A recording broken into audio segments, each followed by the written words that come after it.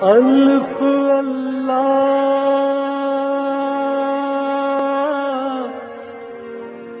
چمبے دی بوٹی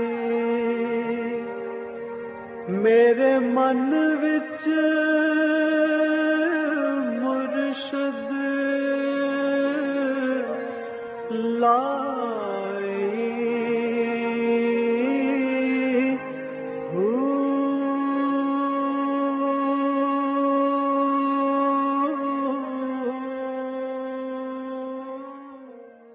بسم اللہ الرحمن الرحیم۔ السلام علیکم پریام المرشد اور میں ہوں منور عتیق۔ ناظرین محترم، آپ کے سوالات ہیں اور رہنمائی کے لیے ہمارے ساتھ موجود ہیں ہمارے بہت ہی محترم جناب حضرت امیر محمد اکرم عوان صاحب۔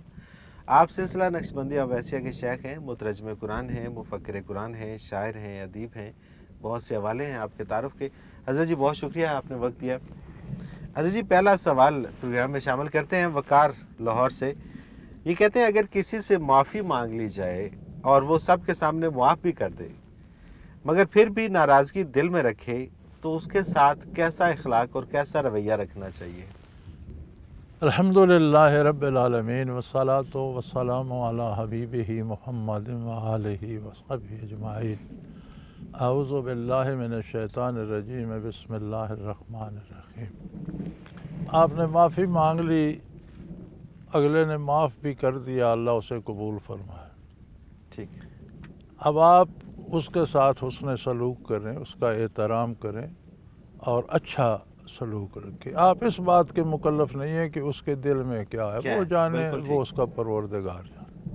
بالکل صحیح، بالکل صحیح۔ اس نے اگر ایک بار معاف کر دیا تو اسے چاہیے کہ وہ واقعی معاف کر دے، دل سے معاف کر دیں۔ لیکن اگر وہ ایسا نہیں کرتا تو اس کا معاملہ اللہ کے ساتھ ہے۔ معافی مانگنے والا اس بات کا مکلف نہیں ہے کہ اب پھر اس کے دل میں کیا ہے۔ صحیح، بالکل یہ ٹھیک۔ چونکہ آپ اس کے مکلف نہیں ہیں، آپ اس کو سوچیں ہی نہیں، بالکل صحیح ہے۔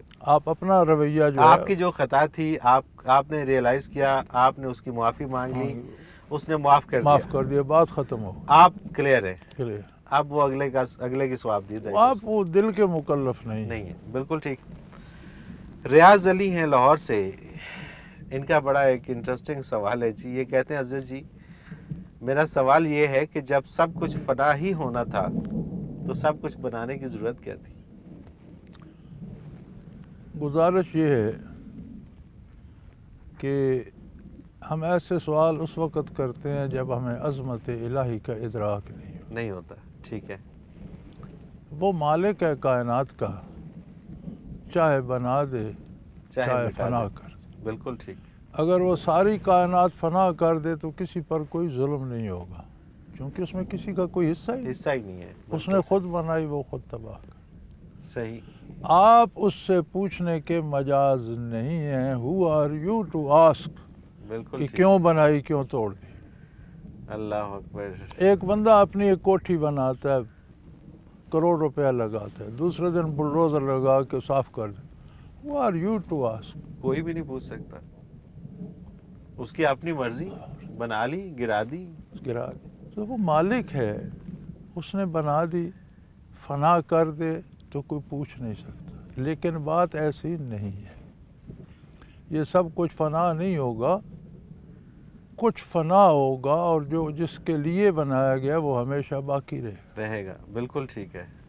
فنا ہوگی یہ دنیا، معافیہ، دنیا کی چیزیں، دنیا کی دکھ سکھ، ہر چیز فنا ہوگی۔ صحیح۔ زندگی نئی شروع ہو جائے گی۔ آخرت میں پھر بڑا سامان بنا ہوا ہے جس نے ہمیشہ رہنا ہے۔ بالکل ٹھیک، بالکل ٹھیک۔ آپ یہ فنا بقا کو چھوڑیں، آپ یہ فکر کریں کہ آپ کس شعبے میں جا رہے ہیں۔ دو ہی شعبے ہیں، اللہ کے پسندیدہ لوگوں کا اور اللہ کے نافرمانوں کا۔ صحیح، بالکل ٹھیک۔ وہ کریم ہے، آدمی 100 سال کا مشرک کو توبہ کر لے، وہ 100 سال کا شرک معاف کر دیتا ہے، توبہ قبول کر لیتا ہے، وہ ولی ہو سکتا ہے، نیک ہو سکتا ہے کہ نہیں؟ 1000 جرموں کے باوجود ہر شخص کو صحت، روزی، بہت نعمتیں دے رہا ہے۔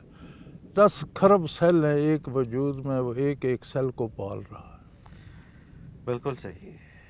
اور اتنا وسیع نظام ہے اس کا کہ ایک ایک ذرے میں آپ گن سکتے ہیں یہاں کتنے دن کی؟ سوال ہی پیدا کرتا ہے۔ اور ہر تنکے میں ایک سیل ہے، ہر تنکے مطلب میں ایک سیلز ہیں، سیل، لاکھوں کروڑوں اربوں ہر سیلز ہیں۔ ذرے میں جان ہے۔ جان ہے، بالکل ٹھیک، آپ نے ایک ذرہ پھاڑا تو ایٹم بم نے تباہی مچا دی۔ بالکل ٹھیک، بالکل صحیح۔ وہ قادر مطلق اگر ذرے پھاڑ دے، اللہ اکبر، تو کیا باقی ہے؟ آسمان بھی اڑ جائیں گے، سورج ستارے ہر بھی چیز، اڑ جائیں ہر گے، چیز۔ اتنا بڑا حادثہ، ہم تو بیٹھے ہی اس بارود پہ ہیں۔ بالکل صحیح، بالکل صحیح، ہاں جی، اللہ اکبر۔ تو یہ دنیا اس نے بتایا کہ یہ تمہارے لیے تجربہ گاہ ہے۔ خلق لکم ما فی الارض جمیعا، زمین تمام ستاروں سیاروں کی توجہ کا مرکز ہے۔ صحیح، زمین پر اس سے جو کچھ بنتا ہے وہ تمہارے لیے ہے، تم میرے لیے ہو، میرے بنتے ہو یا نہیں۔ اللہ اکبر، بالکل ٹھیک ہے، تو بالکل پھر ٹھیک۔ یہ سب ختم نہیں ہوگا، یہ ختم ہوگا اور حقیقی دنیا شروع ہوگی۔ شروع ہو جائے گی۔ یہ عارضی ہے، وقتی ہے، ابدی شروع ہو جائے گی۔ فکر اس بات کی کرنی چاہیے کہ وہاں دو خانے، دو جماعتیں، دو طبقے ہیں، اللہ کا سزا یافتہ اور اللہ کا انعام یافتہ۔ نام یافتہ، کوشش کریں انعام یافتہ انعام یافتہ طبقے میں طبقے اللہ میں۔ لے جائے۔ سبحان اللہ۔ اللہ آپ پر بھی رحم فرمائے، ہم پر بھی رحم فرمائے، اور اللہ تمام اکبر۔ ایمان والوں پہ رحم فرمائے۔ اور یہ یقین کر لیں کہ یہ فنا نہیں ہونا ہے، بلکہ آپ نے ان دو طبقوں میں سے کسی ایک طبقے ایک میں جانا ہے، اس کی یہ موت ایک نئی جی ہاں، زندگی کی ابتدا ہے۔ ابتدا ہے، اور اس کے لیے آج سے جو عمل آپ کریں گے وہی اس کا نتیجہ ہوگا۔ عزیز جی، اگلا سوال شامل کرتے ہیں۔ سردار بلال قیوم ایڈوکیٹ ہیں راولپنڈی سے، یہ کہتے ہیں حضرت جی قبر میں عذاب ہوگا، جبکہ حساب کتاب تو قیامت کو ہونا ہے، پھر حساب قبر کیسا؟ گزارش یہ ہے کہ دنیا سے جتنے بندے آج تک گئے ہیں وہ قیامت کے انتظار میں ہیں۔ ٹھیک ہے، کہاں ہیں؟ آخرت اور دنیا کے درمیان، ٹھیک، جس نے قبر میں دفن کیا وہ قبر میں ہے، جس نے جلا دیا وہ بھی اسی برزخ میں ہے، جسے درندے کھا گئے وہ بھی اسی برزخ میں ہے، جو سمندروں میں ڈوب گئے، مچھلیاں کھا گئیں، وہ بھی برزخ میں پہنچ گئے۔ ٹھیک ہے، اب برزخ قیامت تک ایک انتظار گاہ ہے۔ ٹھیک ہے، آپ جاتے ہیں کسی شہر میں، ایک وی آئی پی جاتا ہے، اس کے لیے ریسٹ ہاؤس ہے۔ ٹھیک ہے، اسی شہر میں ایک امیر آدمی جاتا ہے، وہ 1 کلاس ہوٹل بک کرا لیتا ہے۔ غریب جاتا ہے، وہ عام سے ہوٹل میں رہ لیتا ہے۔ کوئی ایسا بھی جاتا ہے جو ریلوے اسٹیشن پر چادر تان کر سو جاتا ہے۔ بالکل ایسے ہی۔ کچھ ایسے جاتے ہیں یہاں سے مجرم کو ہائی کورٹ میں پیش کرنے کے لیے اسے حوالات میں بند کر دیں۔ ٹھیک ہے، تو یہ ویٹنگ روم ہے، جس سٹیٹس کا بندہ جاتا ہے ایسی اسے وہاں جگہ مل جاتی ہے۔ بالکل ٹھیک ہے، لیکن یہ فیصلہ کہاں پہ ہو جاتا ہے کہ اس کا سٹیٹس کیا ہے؟ وہ تو اللہ کریم کا فیصلہ ہے، وہ ہر شے جانتا ہے، اسے کچھ جاننے کی ضرورت نہیں۔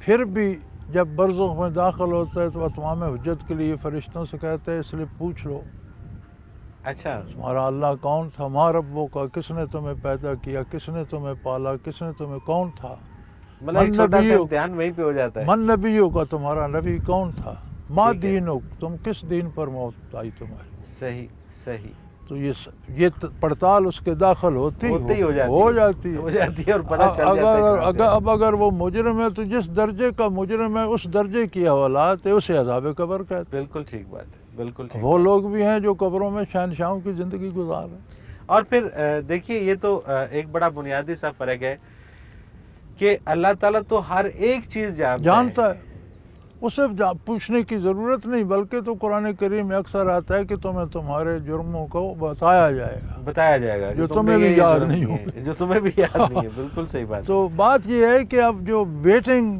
پیریڈ ہے وہ جس کا جیسا ہے ویسا ہوگا، اسے عذاب قبر بھی کہتے ہیں۔ اور بات صرف عذاب قبر کی ہوتی ہے، ثواب قبر بھی ہے یار، بڑے ثواب اچھا، یہ بڑی عجیب بات ہے، جب بھی بات ہوتی ہے عذاب قبر کی ہوتی ہے۔ بڑے اللہ کے بندے، ثواب قبر بھی ہے، جو قبر میں بھی بڑی عیش کر رہے ہیں۔ سبحان اللہ، اللہ کی کرم ہے ان پر، اللہ کی مہربانی۔ یعنی کہ برزخ میں وہ لوگ عیش و عشرت سے رہ بھائی رہے ہیں۔ ویٹنگ روم ہے، جیسا بندہ ہے ایسی انتظار گاہ ہے، قیامت تک رہے گی۔ سبحان اللہ، قیامت کو سبحان پھر کھڑا کر کے حساب اس لیے کیا جائے گا کہ اس بندے کو کوئی اعتراض نہ رہے کہ میرے ساتھ زیادتی ہوئی، اللہ تو جانتے ہیں۔ جانتا ہے، بالکل صحیح بات، بالکل ٹھیک بات۔ حضرت جی اگلا سوال ہے عصمت اللہ ڈیرہ اسماعیل خان سے، یہ کہتے ہیں کہ پرائز بانڈ رکھنا جائز ہے یا نہیں؟ یار مجھے اس شعبے کی اتنی سمجھ نہیں ہے، میں نے اسے کبھی اسٹڈی نہیں کیا۔ ٹھیک ہے، مجبوری ہے، بینک کے ساتھ پیسہ رکھنا پڑتا ہے، لیکن میں اپنا سمپل رکھتا ہوں، اپنا لے لیتا ہوں کرنٹ ٹھیک اکاؤنٹ ہے، میں۔ ٹھیک ہے، ان لمبے تقاضوں میں پڑھتا نہیں ہوں۔ پڑھتے۔ اور یہ اس کے لیے علماء نے لکھی ہیں کتابیں، آپ پڑھیں پڑھیں، دیکھ ٹھیک ہے، لیں۔ ٹھیک میں ہے۔ تو اسے اسٹڈی بھی نہیں کرتا، صحیح، مطلب ایک ایسا ایشو ہے کہ جس پہ مجھے زیادہ توجہ دلچسپی دینے کی نہیں ہے، صورت میں نہیں اس میں پڑھنا نہیں چاہتا۔ غلام محی الدین ننکانہ صاحب سے ان کا بھی ایسا ہی ایک سوال ہے، یہ کہتے ہیں کیا انشورنس کروانی چاہیے؟ میں ان چیزوں میں نہیں پڑھتا، مجھے ان میں کوئی دلچسپی نہیں۔ صحیح، اب اس کا شرعی جواز ہے نہیں ہے، میرا خیال ہے بانڈ والوں نے بھی اور انشورنس والوں نے فتوے بھی ساتھ لگا رکھے ہوتے ہیں، Definitely, آپ definitely. وہ دیکھ لیں۔ وہ انہوں نے لگا رکھے ہوتے ہیں ہاں۔ اور مختلف انہوں نے، کیونکہ اس کا پہلا سوال ہی یہ ہوتا ہے لوگوں کا کہ یہ ٹھیک نہیں ہے۔ ہاں نہیں، تو اس وہ کے لیے پھر دیکھ انہوں نے لیں، اگر فتویٰ آپ لگا کا رکھے۔ دل مطمئن ہوتا ہے تو میں ان چیزوں میں پڑھتا نہیں ہوں۔ اچھا حضرت جی حفیظ ہیں سعودی عرب سے، یہ کہتے ہیں کہ حضرت جی میری دلی آرزو ہے کہ خواب میں حضور نبی اکرم صلی اللہ علیہ وسلم کی زیارت نصیب ہو جائے۔ ہم تو دعا کرتے ہیں آپ کو بیداری میں نصیب ہو، سبحان اللہ۔ لیکن اس کے لیے محنت کریں۔ اچھا بیداری میں بھی زیارت تو وہی ہے جو بیداری میں ہو۔ چلو خواب میں بھی کروڑوں رحمتیں حضور کی زیارت ہو جائے، ٹھیک ہے، لیکن زیارت کا مزہ ہے بیداری میں ہو، تو آپ کریں محنت، اللہ اللہ کریں، کیا کریں وہ؟ شیخ اختیار کریں جو محنت کرائے۔ فنا فی رسول کا تو یہی مطلب ہے کہ آپ ہوش و حواس میں بیداری میں بارگاہ رسالت میں حاضر ہوں۔ صحیح، صحیح، تو آپ کوشش کریں، ایسے لوگ تو ہیں دنیا میں، کہ جو بیداری میں بھی بیداری میں زیارت کروا زیارت سکتے ہوتی ہے۔ بالکل ٹھیک، اور وہ ان کو لوگ تلاش کرنے ہاں پڑیں گے اور ان کے پاس ہاں، جو تک اللہ رسائی اللہ حاصل کرائے، کرنے کے قلب کو روشن کرائے، اس میں اتنی قوت ہو۔ لیے۔ بالکل ٹھیک، تصوف میں شیخ کہتے اس کو ہیں جو بیداری میں آپ کو بارگاہ رسالت میں لے جا کر زیارت کرا سکے، اگر نہیں کرا سکتا تو وہ شیخ شیخ نہیں ہے، نہیں۔ کہلانے کا مستحق نہیں ہے نہیں ہے، بالکل صحیح، بالکل صحیح، صوفیاء کے نزدیک۔ سبحان اللہ، سبحان اللہ۔ ان کا تو مسئلہ پھر حل ہو گیا نا جی۔ واقعی کوئی یہ شیخ تو تلاش اگر کریں ان کو اور واقعی دلی آرزو ہے تو پھر انہیں یہ آرزو محنت کریں۔ ہم تو دعا کرتے ہیں اللہ آپ کو بیداری میں بیداری میں زیارت نصیب فرمائے۔ حضرت جی ایک بریک پہ جانا ہے، اور ناظرین محترم اگر آپ بھی اس پروگرام میں شامل ہونا چاہیں تو اسکرین پہ ہمارا نمبر موجود ہے، نوٹ فرما لیجئے 0333495521، اور اسی طرح سے اگر ہمیں میل کرنا چاہیں تو ای میل ایڈریس اسکرین پہ موجود ہے questions@almurshid.tv۔ اس پہ اپنا کوئی بھی سوال ہو ہمیں بھیجیے، ہم رہنمائی لیں گے حضرت جی سے۔ ایک مختصر کمرشل بریک، اس کے بعد حاضر ہوتے ہیں، ہمارے ساتھ رہیے گا۔